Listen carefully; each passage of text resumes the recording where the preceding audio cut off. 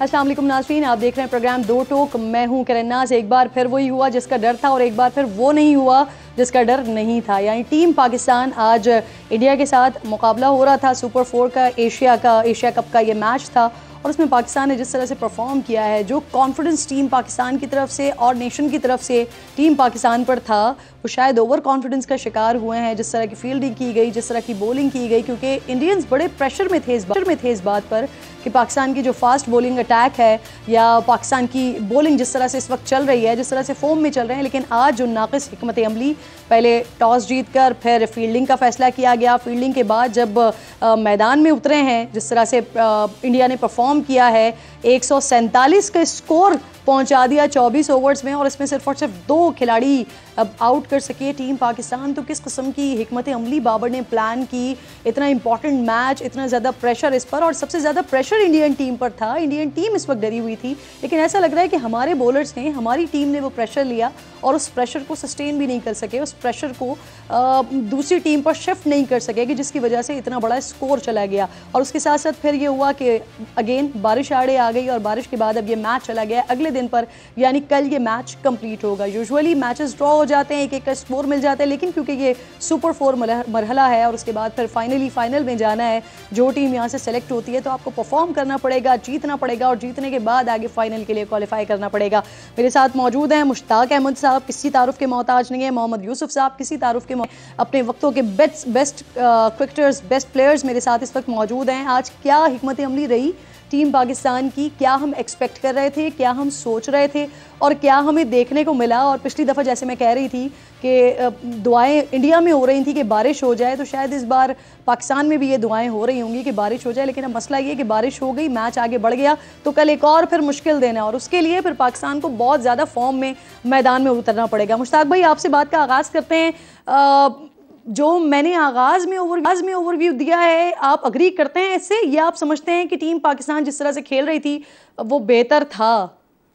बिस्मिल्लाहिर्रहमानिर्रहीम। मेरा ख्याल में थोड़ा सा पाकिस्तान नेगेटिव गया है जब टॉस जीतकर पाकिस्तान ने बॉलिंग चूज़ की है, क्योंकि इन कंडीशन के ऊपर मुश्किल मैच के अंदर, प्रेशर वाले मैच के अंदर आपको हमेशा बैटिंग पहले करके स्कोर बोर्ड के साथ खेलना पड़ता है और स्कोर का प्रेशर डालना पड़ता है ऑपोजिशन के ऊपर। जो सबसे इंपॉर्टेंट चीज़ है ना, इंडियन बैट्समैन को क्रेडिट यहाँ पे देना भी चाहिए। डिफरेंट माइंडसेट से आए थे आज, वो उन्होंने आते ही आज अटैक करना शुरू कर दिया था। और आई थिंक ये जो उनकी जो अप्रोच थी, वी वर नॉट एक्सपेक्टिंग कि जी वो आते ही शहीन के खिलाफ पहले ओवर में छक्का लगा के गेम को ऑन कर देंगे। नसीम, हालांकि बहुत अच्छी नसीम शाह बॉलिंग कर रहे थे, उनके ऊपर भी जब उन्होंने देखा कि वो लाइन लेंथ पे अच्छी बॉलिंग कर रहे हैं तो उन्होंने निकल के मारना शुरू कर दी थी। तो उनके इंटेंट से पता चला था कि they were playing very positive cricket today. So coming back to the question, Pakistan को टॉस जीत के मेरा ख्याल बैटिंग ही करनी चाहिए थी, क्योंकि पिच यहाँ पे जो है, ये पिच जो लास्ट टाइम बाबर ने कहा भी था, मुश्ताक भाई, लास्ट टाइम बाबर ने कहा था कि अगर वो टॉस जीतते तो पहले बैटिंग का फैसला करते। इसीलिए ये मेरे लिए भी बड़ा शॉकिंग था कि फील्डिंग क्यों चूज की गई। क्या हिकमत अमली चल रही थी बाबर के दिमाग में? आई थिंक, मुझे लगता है कैंडी में इंडिया के 4 बैट्समैन ऊपर से आउट हो गए थे और पिच के ऊपर से उनको गेंद स्विंग मिला था। तो इस वेदर के अंदर, इस कंडीशन के अंदर बाबर ने ये सोचा होगा कि शायद अगर हमने बैटिंग पहले की तो हमारे 3-4 विकेटें गिर गई तो हमारे शायद रिकवर करना मुश्किल हो जाएगा। तो ये थोड़ा सा माइंडसेट मुझे थोड़ा सा बाबर का नहीं, ये पूरे काफ़ी मैनेजमेंट का डिसीजन होता है। तो I think coming back to that question, ये मुझे लगता है थोड़ा सा वो कैंडी के सिचुएशन को सामने रख के उन्होंने कहा होगा कि 3-4 विकेटें अगर आज इनकी ले लेते हैं और ये हमारे बॉलर्स के खिलाफ अंडर प्रेशर खेल रहे हैं, तो आई थिंक उस वजह से ये बाबर ने चांस लिया होगा, उनकी मैनेजमेंट ने लिया होगा। But I think the end of the day अगर देखा जाए तो मेरा तो ख्याल है कि प्रेशर वाले मैच में, जैसे आपने कहा कि बाबर ने कहा था टॉस जीत के बैटिंग करते, तो इस पिच के ऊपर बैटिंग ही करनी चाहिए, क्योंकि इसके ऊपर 240-50 स्कोर जो है वो पार स्कोर है और मैच विनिंग स्कोर है, क्योंकि इसकी पिच जो है 2 पेस खेलती है जी। और लास्ट टाइम आप कह रहे थे मुश्ताक भाई कि जो स्कोर चढ़ गया था 260 प्लस का, अगर हम अब बैटिंग करते तो वो हमारे लिए मुश्किल हो जाना था। अब कल तो हमें एक और फ्रेश डे मिल गया यूसुफ भाई, तो आपको लगता है कि ये मिस कैलकुलेट कर गई है टीम, हम आगाज कुछ ऐसा कर गए कि हमारे लिए मैच संभालना मुश्किल हो जाएगा, या आप समझते हैं कि अभी भी उम्मीद है कल हम पासा पलट सकते हैं? बिस्मिल्लाहिर्रहमानिर्रहीम। देखें, क्रिकेट में कुछ भी हो सकता है और कुछ मैच जब तक पूरा ना हो जाए कुछ कहना ज़रा मुश्किल होता है। लेकिन जो अभी सिचुएशन है उसमें ये लग रहा है कि इंडिया अगर सरवाइव कर गया, आते ही कोई पहले 8-10 ओवर और लंबा खेल गए ये दोनों प्लेयर, तो हमारे लिए मुश्किल हो सकती है, क्योंकि दोनों बड़े ज़बरदस्त प्लेयर हैं। गो के राहुल काफ़ी अरसे बाद आ रहा है, इंजरी के बाद आ रहा है, स्ट्रगल कर रहा है, लेकिन अगर थोड़ा अर्सा गुजार के इस विकेट पे और 240-50 जैसे मुशीब भाई कह रहे हैं कि ये वनरेबल विकेट है, 240-50 मुश्किल हो सकता है। जैसे कल का मैच हुआ है उसी जगह पे मैच हो रहा है, विकेट थोड़ी डिफरेंट ज़रूर है, दूसरे सरफेस पे खेल रहे हैं, लेकिन कुछ बॉल नज़र आए हैं जैसे कल भी हुआ था। तो अगर वो थोड़ा लंबा खेलते हैं, थोड़ी टीम उनकी आगे चलती है, तो थोड़ा सा मुश्किल हो सकता है हमें कल बड़ी आते ही अटैक करना पड़ेगा, तो हमें विकेटें लेनी पड़ेंगी। अगर विकेटें लेंगे तो वो बैकफुट पे जाएंगे, विकेटें लेते रहेंगे तो इंशाल्लाह हो सकता है कि हम उन्हें 230 220 पे पकड़ें, जिससे ये कि हम गेम में वापस आए। अगर वो ऊपर चले जाते हैं तो जो अभी तक विकेट को देख के लग रहा है कि 260 250 टफ हो सकता है। जी ठीक सर, ज़रा इस पर भी बात कर लेते हैं यूसुफ भाई। ये बारिशें हो रही हैं यहाँ पर और ये मानसून है, मानसून का सीज़न है, तो ये ऐसे में जय शाह साहब की सरबराही में एशियन क्रिकेट काउंसिल ने यहाँ पर क्यों चूज़ किया, श्रीलंका को क्यों चूज़ किया, इधर क्यों मैचेस रख दिए, जिसकी वजह से एक बड़ा फैक्टर की बारिशें आ रही हैं मैचेस के बीच में?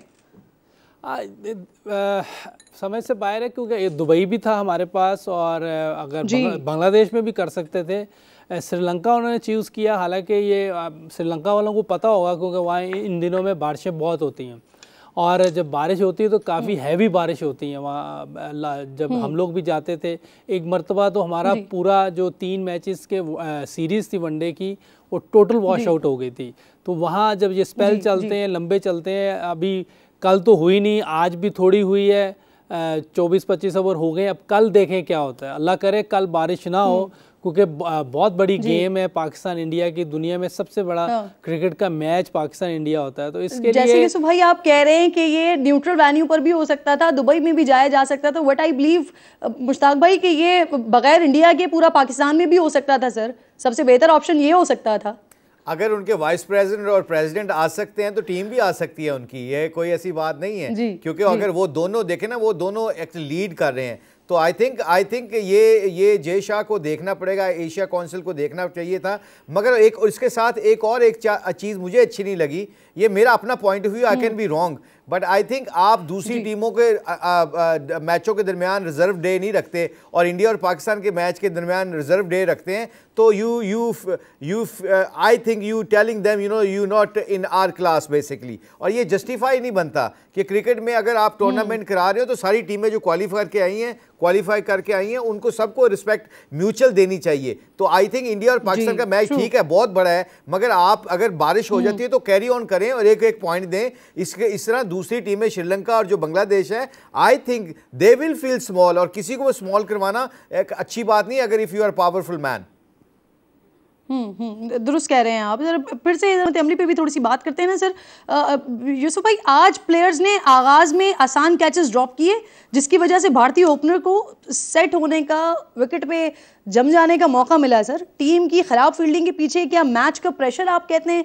ये मैच का प्रेशर था, क्योंकि ये तो हमें पता है कि ये बड़ा प्रेशर वाला मैच था। हमारे खिलाड़ी ज़्यादा तारीफ करने पर थोड़े ओवर कॉन्फिडेंस का शिकार हुए हैं, ये हुआ क्या है, ये ज़रा समझ नहीं आ रहा है। क्योंकि एक टीम जो थ्रू आउट फेवरेट चल रही है, वो इस मैच में आकर इस तरह की चीज़ें हो जाएं, ये बड़ा शॉकिंग हो जाता है, बड़ा पेनफुल भी हो जाता है इनफैक्ट। अरे देखिए, जो पहला कैच था उसमें मेरा ख्याल है कि शाहीन ओवर करके गया हुआ था और बाउंड्री के साथ खड़ा था और कैच आया है। एक उसकी हाइट भी ज़्यादा, ये भी देखना पड़ेगा हमें, और थोड़ा हो सकता है कि वो कह सकते हैं कि वो थोड़ा लेट हुआ हो, लेकिन वो इतना इजी कैच नहीं था। उसको अगर इजी कहना ज़रा ठीक नहीं होगा। हाँ, दूसरा कैच जो था, जो स्लिप के दरमियान से गया है, वो मिसकम्युनिकेशन लग रही है। वो समय का वो पकड़ेगा, वो समय वो पकड़ा, बीच में से चला गया, लेकिन बड़ी अच्छी हाइट पर था। अगर इफ्तिखार कोशिश करता, अगर मिसकम्युनिकेशन नहीं होती, तो मेरा ख्याल है वो कैच हो जाता। उसमें मेरा ख्याल आप कह सकती हैं कि वो इजी कैच था। शाहीन वाला ज़रा मुझे लग रहा है कि टफ है, और प्रेशर तो हर मैच में होता है। हाँ जी ठीक, लेकिन सर ये इंडिया पाकिस्तान का प्रेशर थोड़ा डिफरेंट होता है, थोड़ा बियॉन्ड द लिमिट्स होता है ना सर, बियॉन्ड द बाउंड्रीज होता है। जी जी। अब मुश्ताक भाई ये बताएं, ये जिस तरह से मैं सुन रही थी अभी 2 दिन पहले इंडियन प्लेयर्स बात कर रहे थे कि क्योंकि हम बहुत ज़्यादा इंडिया और पाकिस्तान मैचेस खेलते नहीं हैं आपस में एक साथ, तो इस वजह से टेक्निक्स को बहुत ज़्यादा पता नहीं होता, इंटरनेशनल मैचेस में ही आमने सामने आते हैं एक दूसरे के, तो इस वजह से वो थोड़ा घबरा रहे थे, खास तौर पे हमारे बॉलिंग अटैक से घबरा रहे थे। लेकिन आज जिस तरह से वो पिच पर आए हैं, इससे महसूस ऐसा होता है कि वो काफ़ी होमवर्क करके आए हैं, और हमारा होमवर्क ऐसा नजर नहीं आ रहा था, क्योंकि हमारा भी तो वही है ना कि हम भी तो उनके साथ नहीं खेलते हैं जैसे वो हमारे साथ नहीं खेलते हैं, इंटरनेशनल मैचेस में ही आमना सामना होता है। तो ये होमवर्क की कमी आपको भी नजर आई? होमवर्क की कोई कमी नहीं होती है। आजकल आपके पास जो टेक्नोलॉजी है, आपके एनालिस्ट जो होते हैं वो आपको एक एक चीज़ की फीडबैक देते हैं, इंफॉर्मेशन देते हैं। सो ये कोई एक्सक्यूज़ नहीं है, बट आई थिंक ये गेम है दिलेरी की, और दिलेर जो था पहले मैच में इंडिया बहुत डर के खेल रहा था। They were playing Shaheen rather than a ball, वो शाहीन को खेल रहे थे, गेंद को नहीं खेल रहे थे। आज वो आई थिंक क्रिकेट बॉल को खेले हैं, तो इसलिए आज वो दिलेराना कदम उन्होंने उठाया और उन्होंने अटैक कर दिया आते ही। उन्होंने कहा अगर हारना है तो या विकेट गिरानी है तो क्यों ना हम अटैक करके विकेट गिरवाएं। तो आई थिंक जो कहते हैं ना best defence is best attack, तो आई थिंक ओवरऑल देखा जाए तो उन्होंने आज आते ही अटैक कर दिया। और जबकि पाकिस्तान की सिचुएशन के मुताबिक देखा जाए तो हम कंडीशन को थोड़ा सा मिसरीड करके हम थोड़ा सा ये सोच रहे थे कि वही 3 विकेटें वही 4 विकेटें एकदम गिर जाएंगी, ऐसा नहीं होता। You have to use the conditions and you know pitch को आपको इस्तेमाल। नसीम बहुत अच्छा पिच को इस्तेमाल कर रहा था, वो थोड़ा अनलकी था, but he was bowling good balls rather than good overs. तो एक विकेट लेने के लिए you have to bowl good overs, not good balls. I think good balls अच्छे प्लेयर सर्वाइव कर जाते हैं, अच्छे ओवर सर्वाइव करना मुश्किल हो जाता है। तो आई थिंक ये थोड़ा सा हमारे साथ मिसकलेक्शन हुई है, और वो अच्छा खेले हैं, उनको क्रेडिट देना चाहिए। वैसे जो जी मुश्ताक भाई जो मैं बात कर रही हूँ, यूसुफ भाई जरा इस बात को आप आगे बढ़ाइएगा प्लीज, कि ये भी कोई स्ट्रैटेजी का हिस्सा तो नहीं था सर? इसमें कोई शुबा नहीं है कि इस वक्त जो हमारी बॉलिंग लाइन है जबरदस्त चल रही है, लेकिन जिस तरह से पिछले दिनों ये इंडियन कमेंटेटर्स को मैं देख रही हूँ, इंडियन प्लेयर्स को मैं देख रही हूँ, जो बॉलिंग की तारीफ हो रही है, बॉलिंग अटैक की तारीफ हो रही है, बार बार बात हो रही है कि जी उसे प्रेशर फील कर रहे हैं, उसे डर फील कर रहे हैं, तो ये भी कोई स्ट्रैटेजी तो नहीं है कि इतना चढ़ा दो कि उनसे परफॉर्म ही ना हो पाए फिर ग्राउंड में? नहीं, ऐसी बात नहीं होती। आई थिंक जब आप बहुत ज्यादा किसी को फेवर देने लग जाते हो तो यस आप उसको अंडर प्रेशर करने की कोशिश करते हैं। मेरा ख्याल इस लेवल के ऊपर एक्चुअली आप अपने आप को अंडर प्रेशर कर रहे होते हो। मेरा ख्याल इस मैच से पता चल गया कि पहले मैच में उन्होंने जब बहुत प्रेज करना शुरू कर दिया कि इनको अंडर प्रेशर कर दो, तो उन्होंने कहा ये तो इनको तो कॉन्फिडेंस लेवल हमारा बढ़ गया है, तो क्यों ना आप इस कॉन्फिडेंस को काउंटर अटैक करने के लिए आप इनके ऊपर अटैक कर दो। सो आई थिंक स्ट्रेटजी हो भी ना हो, when you start wondering too much about opposition, I think आप अपनी स्ट्रेंथ से भूल जाते हो। इस मैच में वो अपनी स्ट्रेंथ पे खेले हैं। ठीक सही। यूसुफ भाई लास्ट कमेंट कीजिएगा प्लीज इसी पर। जी इसी पे। अच्छा नहीं ऐसी बात नहीं है, बॉलर तीनों बहुत ज़बरदस्त है, इसमें कोई शक नहीं। वर्ल्ड क्लास बॉलर है, 145 से ऊपर गेंद करते हैं और स्विंग है दोनों के तीनों के पास। अगर वो कहें या ना कहें ये अच्छे हैं। बाज़ का आप दूसरी टीम को भी देख रहे हैं, इंडियन बैटर्स बहुत ज़बरदस्त हैं, वर्ल्ड क्लास प्लेयर हैं। किसी दिन वो अच्छा खेलेंगे, किसी दिन ये बॉलिंग अच्छी करेंगे। मैंने जो हमारा टाकरा भी हुआ था उसमें मैंने कहा था कि दोनों टीमें बहुत अच्छी हैं, इसमें किसी को आप हल्का नहीं कर सकते क्योंकि उनके बैटर बहुत ज़बरदस्त हैं। उन्होंने ओवर द ईयर्स बहुत परफॉर्मेंसेस दी हुई हैं। हमारे बॉलर्स ने भी हर जगह बॉलिंग की है, टॉप क्लास बॉलिंग की है। तो मेरा नहीं ख्याल कि कोई किसी को इस तरह चढ़ाकर या इस तरह करके ओवर कॉन्फिडेंस कर सकता है। ऑलरेडी बहुत अच्छे बॉलर हैं, तो वो जो कमेंट्री बॉक्स में बात हो रही है या दुनिया बात कर रही है, वो जेन्युइन बात कर रहे हैं। बात वो सही कर रही है, बात आपकी दुरुस्त है, बट हम उम्मीद करते हैं, दुआ करते हैं, होप है और अल्लाह ताला से दुआ है कि कल का जो दिन हो वो बड़ा डिफरेंट डे हो। कल हम जब बात कर रहे हो बैठ कर तो फिर डिस्कशन का रुख कुछ और टीम पाकिस्तान कल का मैच जो है वो जीत जाए। बहुत बहुत शुक्रिया आपका मोहम्मद यूसुफ, मुश्ताक साहब, दोनों आप मेरे साथ मौजूद थे, प्रिंट कर रहे थे। क्विकली नाज़रीन आगे बढ़ते हैं और ज़रा अब सियासी मामलात की तरफ आते हैं। पाकिस्तान में छोटे मियाँ और बड़े मियाँ साहब के लिए मशहूर है कि वो पास करके खेलते हैं। जब एंटी एस्टैब्लिशमेंट बयानिए की ज़रूरत पड़ती है तो बड़े मियाँ साहब मैदान संभाल लेते हैं, और जैसे ही यकीन दहानियों और ड्राइंग रूम सियासत का वक्त आता है ना तो छोटे मियाँ साहब पेश होते हैं। लेकिन इस बार पीपल्स पार्टी में ऐसा कुछ देखने को मिल रहा है।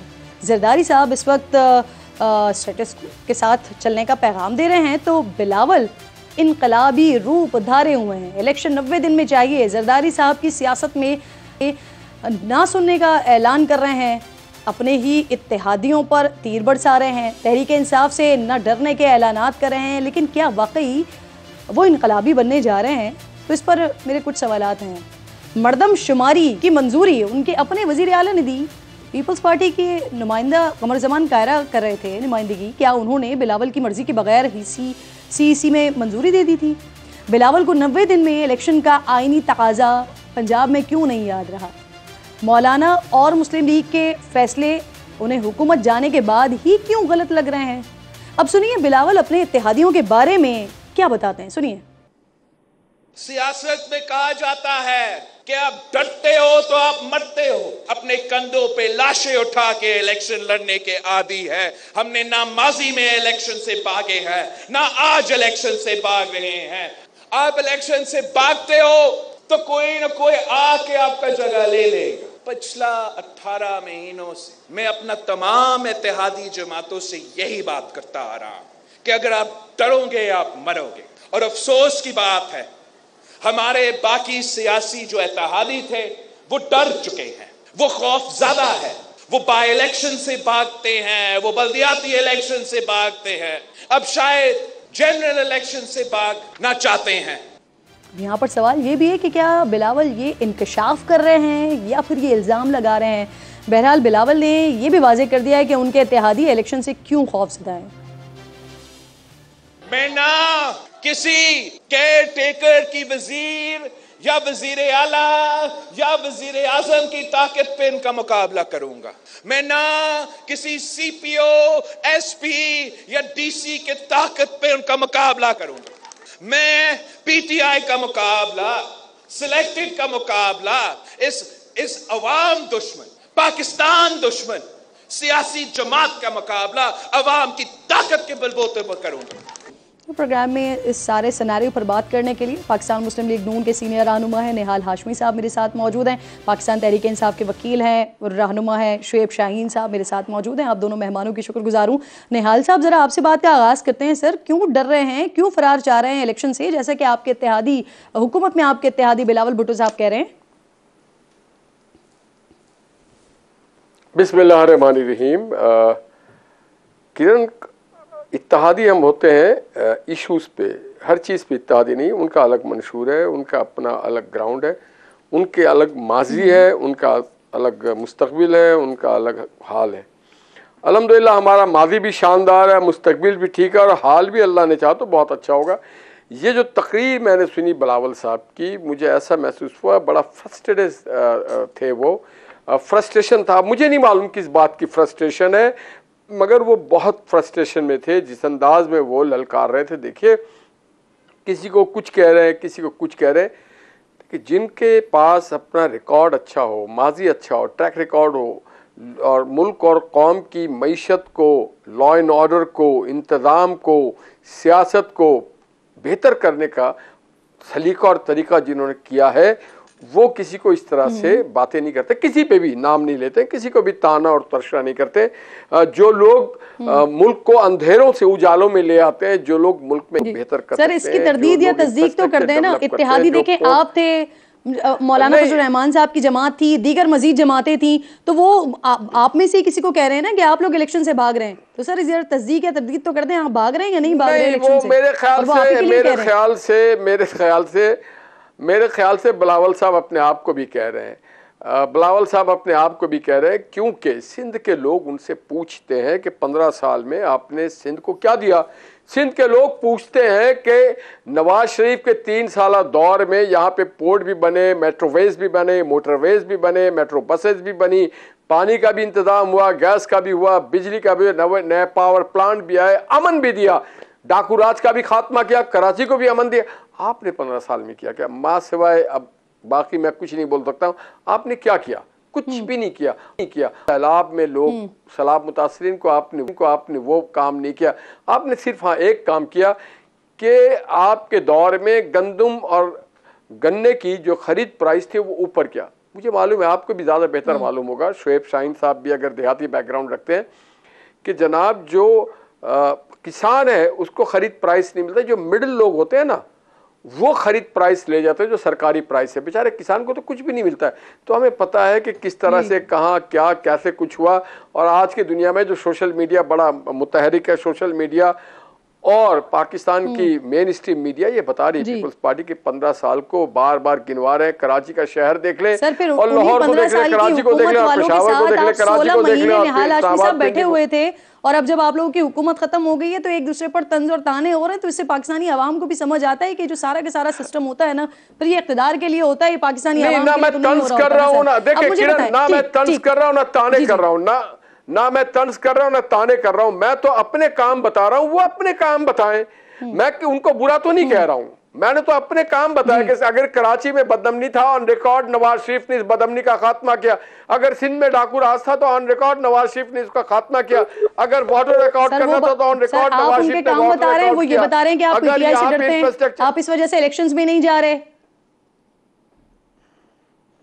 बात सुने, पीटीआई के अपने कारनामे इतने अच्छे हैं कि पीटीआई अपने उसमें खुद डूब चुकी है। अवाम को नारे सिर्फ नहीं चाहिए, अवाम को सिर्फ, आपको पता है आज पाकिस्तान को कहां इन्होंने पहुंचा दिया। मुझे याद है 2013 और 14 में हिंदुस्तान का शहर है नोएडा, वहां पे जो डेवलपमेंट हो रही थी और उस वक्त खान साहब धरना दे रहे थे, किसके कहने पे? तो फिर बिलावल को ऐसे क्यों लगता है कि आप बिहार, वहां पे पटना में 4 मंजिला रोड बना रहे, अंडरग्राउंड बना रहे, बेसमेंट बना रहे।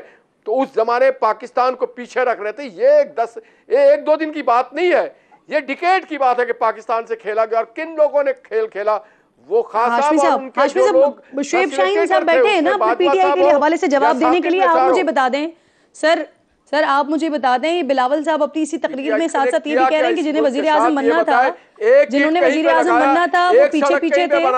एक डैम कहीं पे बनाया, एक यूनिट बिजली का कहीं बनाया, एक किसी यूनिवर्सिटी को बनाया, एक कॉलेज बनाया, एक अस्पताल बनाया, कुछ भी नहीं किया। लोगों को जेलों में डालने के अलावा उन्होंने क्या किया?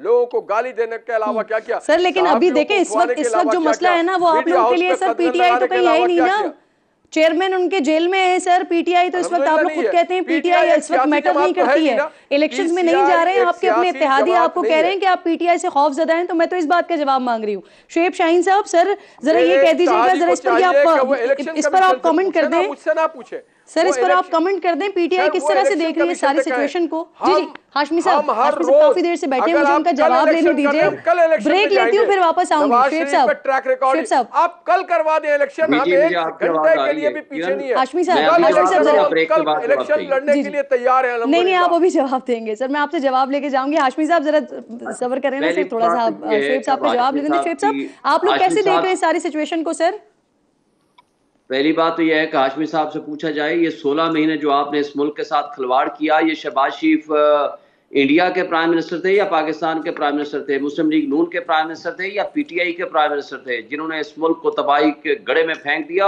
अरब रुपए सिवाय मीडिया को खुश करने और मीडिया से अपनी दाद वसूल करने के अलावा काम क्या किया वो बता दें। उनके कारनामे अगर मैं गिनवाना शुरू करूंगा तो मेरा ख्याल टाइम कम हो जाएगा आपका। दूसरी बात मुझे ये बताएं कि हम तो पिटीशन लेके सुप्रीम कोर्ट में गए हुए हैं 90 डेज में इलेक्शन कराएं, ये कहते हैं हम खत्म हो गए हैं। भाई खत्म हो गए हैं, हमारा चेयरमैन जेल में है, वाइस चेयरमैन जेल में है, बहुत सारे लोगों को आपने पकड़ा हुआ है, कुछ लोगों को मिसिंग पर्सन में शामिल किया हुआ है। उस्मान डार की अभी तक उन्होंने गिरफ्तारी नहीं डाली, अभी तक सदाकत अब्बासी को किसी कोर्ट में पेश नहीं किया, इसी तरह उठाया जा रहा है। ये चादर चार दीवारी की पामाली है। सब कुछ के बावजूद हम कहते हैं 90 डेज में इलेक्शन कराओ, जो आइन का तकाजा है।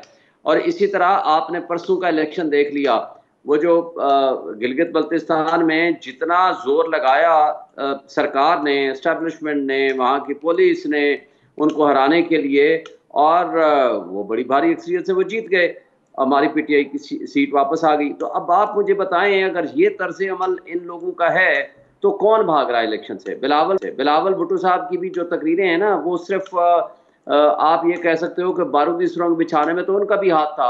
क्यों उन्होंने सीसीआई की मीटिंग को अटेंड किया? वो कहते हैं कि नहीं, 2 अनइलेक्टेड लोग बैठे हुए हैं, इसकी वजह से इलेक्शन डिले हो जाएगा, कि हम नहीं कराते। हमने तो सीसीआई की कंपोजिशन को भी चैलेंज कर दिया कि अनकॉन्स्टिट्यूशनल है, 2 अनइलेक्टेड लोग पॉलिसी डिसीजन नहीं दे सकते।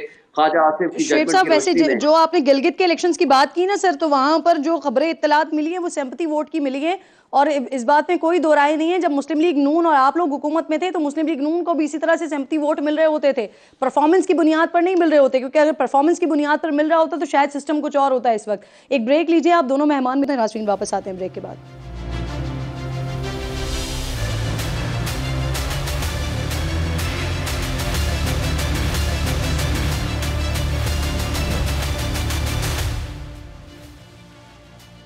वेलकम बैक वंस अगेन जी। मेरे मौजूद मेहमानों में निहाल हाशमी साहब और शुएब शाहीन साहब साथ मौजूद हैं। निहाल हाशमी साहब, आज ये बिलावल साहब जो तकरीर कर रहे थे ना, इसी तकरीर में उन्होंने शर्जील इनाम इमन साहब को बड़ा क्रेडिट दिया है। वो कह रहे हैं कि जिन्हें वजीर आजम बनना था अदम एतमाद के वक्त, वो पीछे पीछे थे और शर्जील इनाम इमन साहब आगे आगे थे। तो सर, उन्होंने ऐसा क्या किया था जिसकी वजह से बिलावल ने उनको ये क्रेडिट दिया? और फिर सबसे इम्पोर्टेंट चीज़ ये कि उस वक्त सिंध हाउस का बड़ा चर्चा था, बड़ा नाम था खबरों में। क्या ज़बरदस्त बात आपने की और सवाल किया, ये आपने मुझे बताया है। अगर आपने सवाल किया तो ये सवाल बिलावल साहब से या शर्जील साहब से या पीपल्स पार्टी के किसी दोस्त से बनता है। सिंध हाउस PMLN के अंडर में नहीं था। सिंध हाउस उस वक्त सिंध हुकूमत जो पीपल्स पार्टी की थी उसके अंडर में था। शर्जील अनाम साहब काफ़ी मशहूर व मारूफ आदमी है, अब किस हवाले से मशहूर व मारूफ है ये आप हमसे ज़्यादा बेहतर जानती हैं। ये हवाला उनसे ही पूछा जाता है। काश कि बिलावल साहब ये भी डिटेल में बता देते कि शर्जील इनाम मेमन साहब ने कौन सी बिल पेश किया था, कौन से अमेंडमेंट लेके आए थे, कौन सा उन्होंने अवामी कोई तकरीर, रैली, जलसे जुलूस या अवामी आगाही की मुहिम चलाई थी। वो जरूर बता देते कि उन्होंने क्या कौन सा काम किया था जिसके वजह से लोग मुझ पर ना डालें, आप बताएं, मैं बड़ी कम इल्म हूं, क्या कर रहे थे ऐसा? हो ये मुझे भी नहीं मालूम, मैं तो सिंध हाउस में नहीं था इसलिए मेरे इल्म में नहीं है, मगर काफ़ी बाखबर लोग हैं, उनसे पूछ लीजिए कि शर्जील साहब सिंध हाउस में क्या कर रहे थे, कौन सा पॉलिटिकल काम कर रहे थे, कौन सा आइनी तरमीम या दस्तूरी काम कर रहे थे, जमहूरी काम कर रहे थे, या पाकिस्तान के लोगों के लिए कोई अच्छा फार्मूला लेके आ रहे थे, या पाकिस्तान के मईशत के लिए कोई काम कर रहे होंगे, वो बेहतर बता सकते हैं। मैं शायद नहीं बता सकता हूँ, मगर तात की गवाह है और बहुत सारे मेन स्ट्रीम मीडिया में और सोशल मीडिया में भी है कि वो क्या कर रहे थे। बाखुदा मेरे इल्म में नहीं है कि उन्होंने क्या कारनामा अंजाम दिया। उनको क्या होता है ना कि जानी माली और वक्त सब कुछ सर्व करेंगे, उन्होंने क्या क्या सर्व किया मेरे इल्म में नहीं है, मगर मैं समझता हूँ बिलावल साहब अगर इसका बयान कर देते तो ज़्यादा मुनासिब और ज़्यादा बेहतर था। ठीक ठीक। अच्छा शुएब साहब, ये कल तर्जुमान PDM थे, प्रोग्राम में मेरे हाफिज़ अब्दुल्ला साहब, वो इंकशाफ कर रहे थे कि तहरीके अदम एतमाद के वक्त जनरल बाजवा, जनरल फैज़ अमीन चेयरमैन PTI का पैगाम लेकर उनके पास आए थे।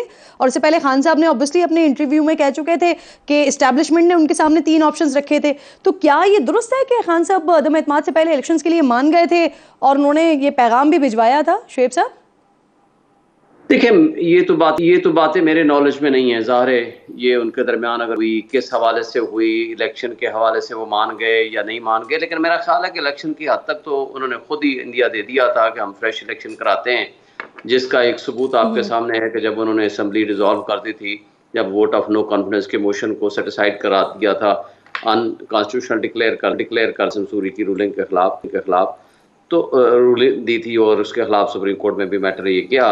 तो मेरे नॉलेज में ये सारी चीज़ें नहीं हैं, लेकिन मेरा ख्याल है कि सिंध हाउस के हवाले से जो अब खबरें आहिस्ता आहिस्ता लीक हो रही हैं, तो इससे ज़ाहिर होता है, सब सामने आना शुरू हो गया है कि इसका मतलब है कि PTI के खदशात दुरुस्त है। इसका मतलब है कि वहाँ बज़ाहिर ये लगता है कि वहाँ पैसों की तकसीम हुई, बज़ाहिर ये लगता है वहाँ लोटों की भरमार की गई और लोटों को ख़रीदा जा रहा था और वहाँ ये सारी मंडी लगाई जा रही थी, और जिसके नतीजे में इत्तेहादियों को कहा गया कि भाई ये आ चुके हैं हमारे पास से 20-25, आप आएंगे तो ठीक है, नहीं आएंगे तो हम इनकी मदद से वोट तो ले लेंगे। उस वक्त तक आर्टिकल 63 की एक की इंटरप्रिटेशन भी नहीं आई थी सुप्रीम कोर्ट से। आप कह रहे हैं ये आपके इल्म में नहीं, लेकिन क्योंकि खान साहब खुद अपने इंटरव्यूज में इस बात की तस्दीक कर चुके थे, वो बरमला बता चुके थे कि ये ऑप्शंस है, और उन्होंने कहा ठीक है जी इलेक्शंस की तरफ बढ़ते हैं आगे। निहाल साहब, ये हुकूमत खत्म होते ही पीपल्स पार्टी ने अपने पहले फैसलों पर उंगलियां उठाई, इत्तेहादियों के मौक़िफ़ से बिल्कुल हटकर अपना मौक़िफ़ दिया।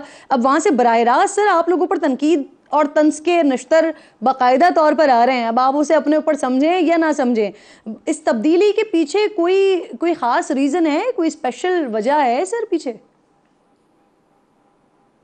देखिए, जो काम करते हैं उन पे ही तनकीद होता है, जो कुछ नहीं करते हैं उन पे तनकीद नहीं होता, और जिनका काम है तनकीद करना वो तनकीद ही करते हैं, वो और कुछ भी नहीं करते। चूँकि PMLN काम करती है, काम डिलीवर करती है, पाकिस्तान के लोग इस बात के शाहिद हैं, और हम दयानत की सियासत करते हैं, हम सबको लेके चलने की सियासत करते हैं, हम सियासत की सियासत करते हैं, हम पार्लियामेंट की सियासत करते हैं, हम वो वाला काम नहीं करते हैं जो दीगर लोग करते हैं। हम इल्ज़ाम तराशी पे बात और ईमान नहीं रखते, हम समझते हैं कि जो आपने किया है वो बड़ी ईमानदारी से करना चाहिए, लोगों को ये नहीं बताना चाहिए कि हमारी क्या। हाफिज अब्दुल्ला साहब कह रहे हैं कि सब जमातों का मौक़िफ़ था लोगों को। जी, हाफिज अब्दुल्ला कह रहे हैं तमाम जमातों का मौक़िफ़ था कि तहरीक अदम एतमाद उसी वक्त कामयाब होगी जब इस्टेब्लिशमेंट हमारे साथ होगी, इसलिए इत्तेहादी अदम एतमाद नहीं चाहते थे, लेकिन पाकिस्तान पीपल्स पार्टी इस बात पर बज़िद थी कि अदम एतमाद लाई जाए, और उसके बाद चश्मे फलक ने देखा सर अदम एतमाद आई भी, कामयाब भी हुई। तो क्या सर पीपल्स पार्टी ने ऊपर से बात करके मामला हल करवाए, तय करवाए थे? तो ये तो एक सबूत आ गया ना उनके खिलाफ कि आप इस्टेब्लिशमेंट को सियासत में लेके आते हैं, आप लोगों को खरीद फरोख्त की बात करते हैं, आप पैसा को इंट्रोड्यूस कराते हैं। ये मुझसे क्यों पूछ रहे हैं, उनसे पूछे। हम तो उनमें हैं जो कहते हैं कि जनाब बाजवा साहब का क्या काम था सियासत में। हम तो पूछते हैं साकिब निसार साहब का क्या काम था सियासत में। हम तो पूछते हैं कि फैज हमीद साहब का क्या काम था सियासत में। आपसे इसलिए पूछते हैं कि आप उस वक्त साथ थे। आइन और कानून के मुताबिक चलना चाहिए। हम नहीं करते ये सारा काम। नवाज शरीफ का ट्रैक रिकॉर्ड है कि वो कभी इस्टेब्लिशमेंट के साथ समझौता नहीं करते, वो कभी माल और मता की बात नहीं करते, वो पाकिस्तान के आवाम के साथ समझौता करते हैं, वो वोट की पर्ची के साथ समझौता करते हैं, वो अपने नजबुलैन और अपने मंशूर के साथ बात करते हैं। इक़्तिदार आनी जानी चाहिए, इंसान का किरदार होना चाहिए। इसमें किरण एक बात मैं कहना चाहूंगा, ख्वाजा आसिफ की अपनी स्टेटमेंट है 2019 में ख्वाजा आसिफ ने कहा कि बाजवा साहब ने उनको कहा कि अभी पंजाब हुकूमत ले लो और बाद में आपको फेडरल गवर्नमेंट दी जाएगी। अगर बाजवा के साथ इनके नई रिलेशनशिप थे तो वो कौन अथॉरिटीज़ और कौन ताकतें थीं जो ख्वाजा आसिफ साहब के साथ ये मुज़ाकरात कामयाब हो रहे थे। और कामयाबी की भी उन्होंने वजह ये बताई कि जब तक आप हमें कौमी असम्बली नहीं देंगे हम खाली पंजाब नहीं लेंगे। और उनके दरमियान जो सारे मुज़ाकरात और जो बातचीत ये 2019 से शुरू हो गया था। तो ये तो शुएब साहब वैसे ना सर ये भी सबको पता है ना कि 2018 के इलेक्शन कैसे हुए थे, आरटीए सिस्टम का क्या हुआ था, नतीजा कैसे आया था। तो सर सारी बातें सबको पता है, जो पुरानी बातें हैं वो पूरा पाकिस्तान बहुत अच्छे से अवेयर है। सर मुझे जी फिर आप 2018 से ख्वाजा साहब हमारी पार्टी की अथॉरिटी है, ना वो पार्टी के सदर है और ना वो पार्टी के कायद है। हर फैसले मोहम्मद नवाज शरीफ साहब के इख्तियार है। और मोहम्मद नवाज शरीफ साहब ने कब कहा, उन्होंने हमेशा कहा कि जनाब 2018 में उन्होंने बाजवा साहब का नाम लेके कहा। आप दोनों मेहमानों से मैं गुजारिश करूंगी कि मुझे प्लीज सवाल करने दें और एक एक करके बात कर लेना। मुझे भी समझ नहीं आ रही, सुनने वालों को भी समझ नहीं आ रही। हाशमी साहब कि उनके बिहार में जाके बाजवा से बात करें। सही, ठीक है हाशमी साहब, हम जरा क्विकली बढ़ते हैं ना आगे। शुएब साहब ये बताएं, ये चंद रोज पहले मुल्क में स्मगलिंग और डॉलर माफिया के खिलाफ एक्शन शुरू हुआ है सर, पीटीआई कैसे देख रही है सारे मामले को? देखें, अगर ये एक्शन शुरू हुआ है तो मैं इनसे पूछता हूँ जो मुख्तदर हल्के और तबके जो एक्शन अब कर रहे हैं, ये सोए हुए थे या कहीं कोल्ड स्टोरेज में बंद थे इससे पहले कि 170 से 178 से उठ के डॉलर 300? ये हुकूमतों का काम था ना, हुकूमत कर नहीं रही थी, हुकूमतें कर नहीं रही थी, तो फिर बहालत मजबूरी फिर उन्हीं को करना पड़ा जो सारी चीजें कर रहे होते हैं इस मुल्क में। फिर देखें, जो तो अच्छा कर रहे हैं ये अच्छी बात है, लेकिन अच्छा करने का इनका काम है। जो आज केयर टेकर बैठे हैं, ये 60 डेज बाकी रह गए हैं, ये इलेक्शन कराएं और घर जाएं। इनका काम नहीं है हुकूमत करना। इनके ये आर्जी चीजों से मसाइल हल नहीं होने हैं। जब तक आपका ओवरसीज से पैसा नहीं आएगा, जब तक आपकी एक्सपोर्ट नहीं बढ़ेगी, जब तक आपकी बिजली सस्ती नहीं होगी, लेकिन सर जो अच्छा हो रहा है और जो किया जा रहा है एटलीस्ट उसे अप्रिशिएट तो करना चाहिए ना। अगर 60 डेज 90 डेज को छोड़कर जी 90 डेज को छोड़ दें सर और मुल्क को ऐसी चलने दें। दुरुस्त आयत, लेकिन ये मसाइल का हल नहीं है जो ये कर रहे हैं। मुझे ये बताएं, साल से पेट्रोल स्मगल हो रहा था, क्या वो कुछ जेब में लेके आ रहा था? वहां बॉर्डर्स पे तो सर फिर मसला ये है ना कि जब उसे बंद करने की बात की जाती है तो फिर उस सारे मामले को बलूचिस्तान में लोगों के रोजगार से जोड़ा जाता है सर। फिर ये भी तो सारा सिलसिला होता है। जब ईरानी तेल की स्मगलिंग की बात की जाती है, बंद करने की बात की जाती है, सियासतदान और सरकारी अफसरान इसमें बड़ी तादाद में मुलव्विस होते हैं, फिर कहा जाता है जी बलूचिस्तान के लोगों का रोजगार जुड़ा है इससे। देखिए, बात यह है कि उसको लीगलाइज करें ना। आप एक सॉवरन स्टेट हैं, आप ईरान से 50 रुपए लीटर आपको पेट्रोल मिलता है, लेना। आपको इतनी जुर्रत होनी चाहिए कि आप अपने मुल्क के मफादात का तहफ़्फ़ुज़ करें। जब आपको अच्छा रशिया से गए, आप एक आध कंटेनर लेकर आ गए, आपने क्यों पहले नेगोशिएट? सर आप लोग तो तब्दीली के लिए आए थे ना, जब आप नहीं थे, जब आपके लोग आए थे, उनमें इतनी जुर्रत क्यों नहीं थी? मैं तो आज आपको कह रहा हूं ना, अगर 150 रुपए लीटर पेट्रोल था तो आज तो आप 300 रुपए पे पहुंचा चुके हो। वो तो मुल्क को चला रहे थे। 6.1% जीडीपी से 0% डिफॉल्ट से कौन डिफॉल्ट के करीब ले आया और किसने इस मुल्क को तबाही के दहाने पे पहुंचाया? क्या अगर ये हमारी एस्टेब्लिशमेंट और ये पीडीएम की जमातें इस मुल्क के साथ लॉयल और सिंसियर थी तो कोई एक काम तो कर लेते, कोई एक काम करते, इस मुल्क की इकोनॉमी को दुरुस्त करते। तो महंगाई मुकाओ मार्च लेकर आए थे, इनका तो एजेंडा भी एक ही था कि हम सिर्फ महंगाई खत्म करने आए। लेकिन सर प्रॉब्लम फिर यही होता है ना, जब आप भी और वो भी तनकीद एक दूसरे पर करते हैं, लेकिन जब परफॉर्मेंस की बात होती है तो फिर यही सवाल करते हैं कि दूसरी जमात से सवाल किया जाता है कि आपने क्यों नहीं किया या आप क्या नहीं कर सके, लेकिन परफॉर्म नहीं कर सके ना सर। हमारी बहुत बहुत शुक्रिया शेख शाहीन साहब, निहाला, दोनों मेहमानों का बेहद शुक्रिया। प्रोग्राम में आप मेरे साथ मौजूद थे। क्विकली नाज़रीन अगले सेगमेंट की जानिब बढ़ते हैं। तो नाज़रीन, इस वक्त अफ्रीकी अरब मुस्लिम मुल्क मराकश में इस वक्त क़यामत सुग़रा के मनाज़र हैं। हर तरफ अलमिया और दुख, इसकी दास्तानें बिखरी हुई हैं। ज़लज़ले से अमवात की तादाद 2000 से तजावुज़ कर गई है। अस्पताल मरीज़ों से भरे हुए हैं। 2500 से ज़ायद अफराद की हालत इस वक्त तशवीशनाक है। मुल्क में 3 रोज़ा सोग का ऐलान किया गया है। दर्जनों लोग ताहाल मलबे तले दबे हुए हैं, जिनके ज़िंदा बचने की उम्मीदें वक्त गुजरने के साथ साथ कम होती जा रही हैं। ऐसे में उनके प्यारे इमदादी कारकुनों के साथ साथ खुद भी इन खंडरात में ज़िंदगी की रमक तलाश कर रहे हैं। मराकश के वज़ीर इंसाफ ने अमवात में मज़ीद इजाफे का खदशा जाहिर किया है। WHO के मुताबिक 3 लाख से ज़ायद अफराद इस ज़लज़ले से मुतासर हुए हैं, जबकि रेड क्रॉस के ओहदेदारों के मुताबिक तबाही इतनी है कि बहाली में बरसों लग सकते हैं। ज़लज़ले का मरकज़ अतलस के पहाड़ी सिलसिले में था, जिसकी वजह से ज़्यादातर अमवात ऐसे इलाकों में हुई हैं जहाँ पहुंचना मुश्किल और इमदादी टीमों की रसाई दुश्वार है। तोदे और चट्टानें गिरने से सड़कें जाम हो चुकी हैं।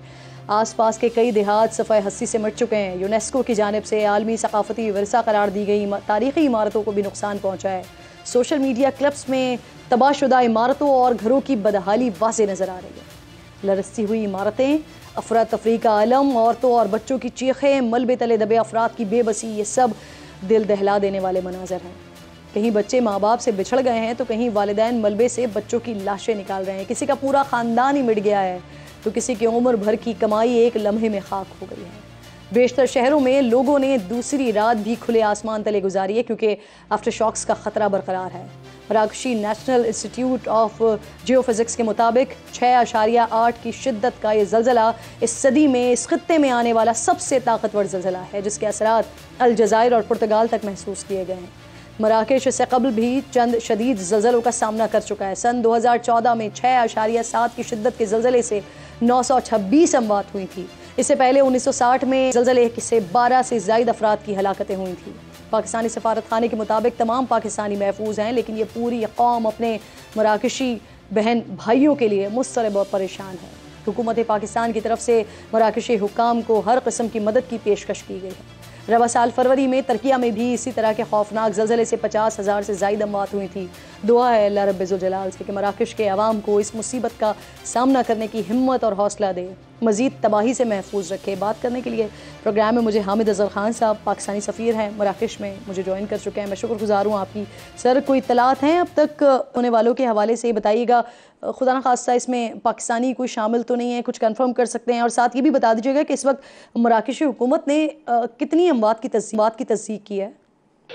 ये जो अर्थक्वेक हुआ है, इसमें मुझे अफसोस से ये आपको मैं बता रहा हूँ कि अब 2000 से ज़्यादा लोग जो है वो इसमें अनफॉर्चुनेटली अपनी जान खो बैठे हैं।